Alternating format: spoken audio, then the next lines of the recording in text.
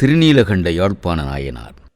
திருநீலகண்ட யாழ்ப்பாணர் எருக்கத்தம்புலியூர் என்ற ஊரில் பிறந்தவர்.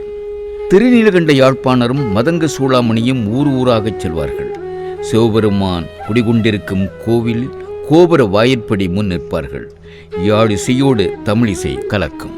ஒரு நாள் மதுரைக்கு இருவரும் சென்றனர். சோமசுந்தரர் திருக்கோவிலுக்கு முன் நின்று யாழிசைத்து பாடுகின்றனர். கோவிலுக்குள் வரும்படி யாரும் கூறவில்லை, வரக்கூடாது என்று யாரும் தடுக்கவும் இல்லை. இருப்பினும் திருநீலகண்ட யாழ்ப்பாணரும் மதங்க சூளாமணியாரும் கோவிலுக்குள் போகவில்லை.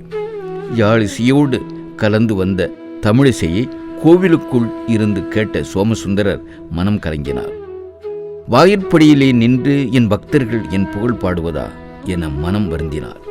அடுத்து என்ன நடந்தது?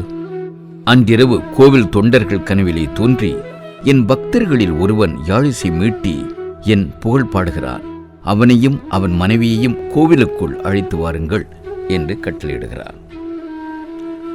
மறுநாள் அடியார்கள் வந்து கணவன் மனைவியரை வணங்கி ஆலயத்துக்கு வருமாறு கூறுகின்றனர். கோவிலுக்குள் சென்று கணவனும் மனைவியும் சிவபெருமான் புகழ் பாடுகின்றனர். திரிபுரம் எரித்தது முதல் காமனை எரித்தவரை பாடுகின்றனர். இதன் பிறகு திருநீலகண்ட யாழ்ப்பாணரும் அவர்தம் வாழ்க்கை துணைவியார் மதங்க சூளாமணியாரும் பல தலங்களுக்கு சென்று இறைவனை இசை வடிவில் போற்றி மகிழ்ந்தனர். திருஞான சம்பந்தரை காண வேண்டும், அவர் திருவடிகளை வணங்க வேண்டும் என்ற அவா திருநீலகண்டருக்கு ஏற்படுகிறது. இவரை பற்றி கேள்விப்பட்டிருந்த ஞான சம்பந்தர் ஐயரே என்று அன்போடு அழைக்கின்றார். ஞான சம்பந்தரை கண்ட களிப்பில் திருநீலகண்டர் கண்களில் நீர் பெருக நிற்கின்றார். இந்த கட்டத்தில் திருநீலகண்டரின் யாழ்த்திறன் மற்றவர்களுக்கு தெளிவுபடுத்த, இங்கிருந்து யாழ்மீட்டி உங்கள் பெருமானை பாடுங்கள் என்று கேட்டுக்கொள்ள, அவ்வாறே மதங்க சூளாமணியாருடன் யாழ்மீட்டி மிக இனிமையாக பாடினார் திருநீலகண்ட யாழ்ப்பாணர். நேருக்கு நேர் அத்தம்பதியினர் இசை ஆற்றலை கண்டு திருஞான சம்பந்தர் பெரும் மகிழ்ச்சி கொண்டார், உள்ளம் பூரித்தார். சம்பந்தர் பாணரையும் அவர் மனைவியாரையும் நன்கு உபசரித்து நல்விருந்து படைத்தார். உணவுக்கு பின் சம்பந்தரின் பாடல்களை தான் கேட்க விரும்புவதாக திருநீலகண்டர் கேட்க, அவ்வாறே பிள்ளையார் பாடினார்.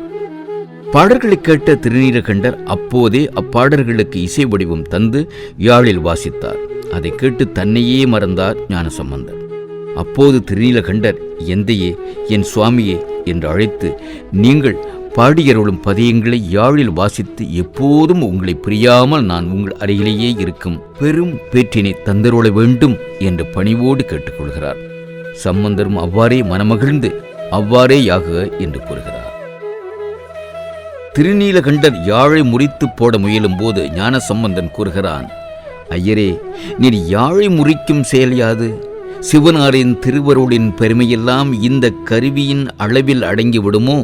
ஒருபோதும் அடங்காது.